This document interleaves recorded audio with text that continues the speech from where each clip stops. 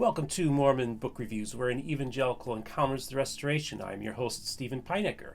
And this is really kind of a cool review that I'm doing, because one of the things I've been trying to do with my book reviews this season is not just do like popular titles, but also books that maybe not be terribly well known, or authors that are not terribly well known. Because I'm like, well, why should I give publicity to people that already have it? There are some good gems out there that I'm finding. And one of them was actually a guest of mine. His name was Brian Stutzman, and he wrote a book called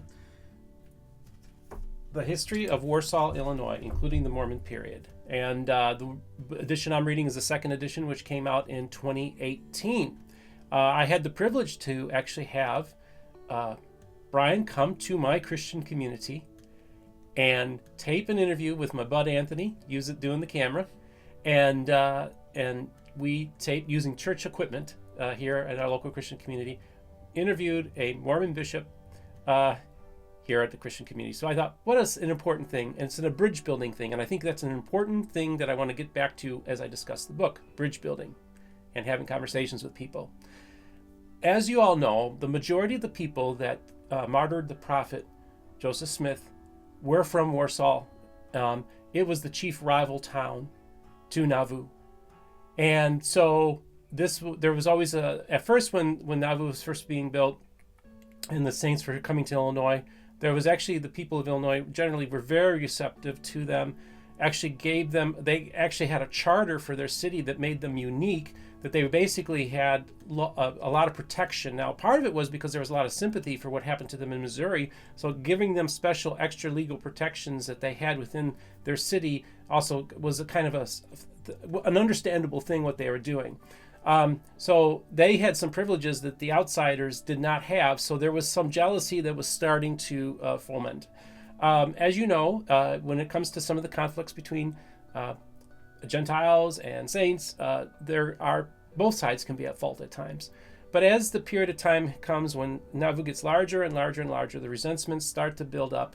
But then there's also rumors now going around that there's polygamy being practiced and other illegal activities are occurring. And so that really kind of poisoned the well. There was the editor of the paper of Warsaw was named Thomas Sharp, and he was really a key figure in really the lead up to the martyrdom.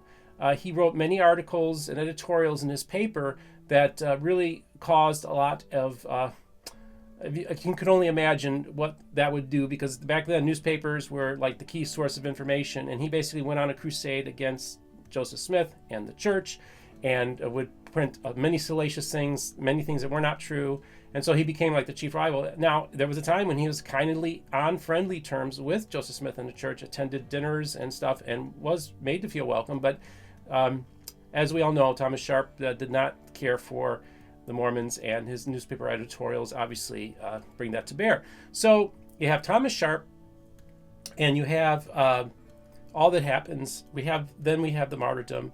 Then we have basically the sham trial that we have of the murderers of Joseph Smith. Nobody gets convicted. Then we also know that not long in the next few years, the saints make their way out to Utah. At least the majority of them do. Some stay around. The history of this book is very interesting because he covers, again, it's the history of Warsaw, Illinois. Now, I keyed in on the history part of the Mormon stuff. Now, that's where I really delved into it. I didn't read everything before or after, but I read quite a bit. I find it's great what he did, because Brian took the time on his own dime to go and spend years researching the history of the town. And so he writes how the town was founded, when it was founded, and the events and the history leading up to the establishment of Nauvoo, and then the events of the history of the town of Warsaw after going into the 19th all the way to the present day. And so he's made a very important contribution about a very important town that's not really well known. When people come and visit Nauvoo, they'll go to Carthage and other places. They rarely go to Warsaw. So what Brian's trying to do is to illustrate the history of the Warsaw so that people are more aware of it.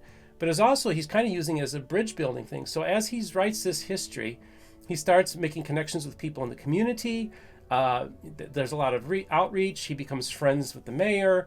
As a matter of fact, there are people there who would like for him to move there and run for mayor of Warsaw, which wouldn't that be something? If we ever had a Mormon mayor of Warsaw? I kind of like that.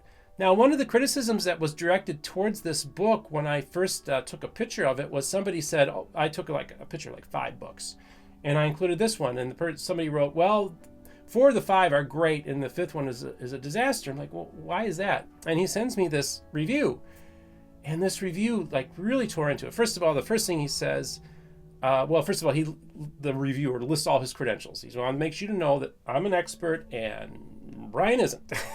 And Brian is an amateur. He's a businessman. He's not a historian. So I'm reading the review, and one of the criticisms he has is that there aren't any footnotes, which granted, I think there probably should be footnotes, and maybe in a future edition, Brian will do that.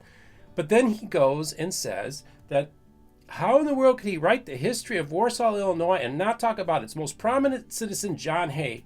And I was like, okay, I'm going to go through this book, and by golly, he's got the story of John Hay in the book.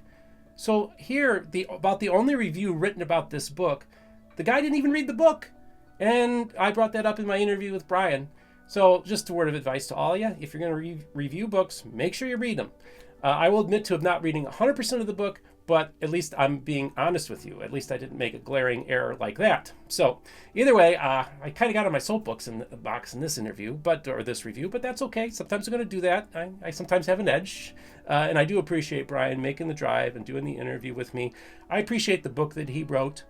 And I think that this is definitely a book that should be part of your collection. So here is the official Mormon Book Reviews review of the History of Warsaw, Illinois, including the Mormon Period, by Brian J. Stutzman. In this wonderful book, written by my friend Brian Stutzman, an important contribution is made to give us a fuller understanding of the Nauvoo period of church history. Brian spent years on his own dime researching not only the Mormon period, but the entire history of Warsaw. In the Mormon period, the book covers Thomas Sharp, the participants who killed Joseph Smith, the sham trial of the defendants, and the bravery of Eliza Graham to testify at the trial. I think the readers will also find the early history of the town informative, as well as the history of Warsaw to the present day. Brian is an amateur historian in the best sense of the term. The work he is doing to build bridges and promote healing and dialogue resonates with me because I share a common goal. I give the book 5 out of 5 stars. So I just want to remind the audience to like and subscribe. Don't forget that we do have a Patreon page, so those of us who want to support us in denominations of $5, $10, or $15, please feel free to do so. Just a reminder, my email address is mormonbookreviews@gmail.com, and we are on all the major podcast formats, including Apple, Spotify, and Google. You have yourself a great day.